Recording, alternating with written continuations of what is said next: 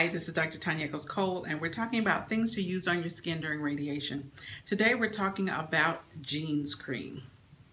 Genes. It's a vitamin E cream that is for sensitive and dry skin. I had heard about it from some previous patients, so I wanted to try it. This is what it looks like. It's like a yellow cream, comes out like a lotion cream, kind of in between a body cream and a lotion.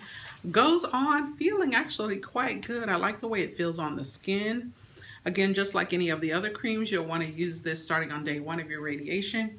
Use it 3 times a day during treatment, then continue it at least twice a day for 2 weeks after you finish treatment. That will help keep your skin moisturized and minimize the irritation from the radiation. This does have parabens in it. It is not all natural. Even though it's meant for sensitive skin, if the skin is irritated, you may not want to use this cream.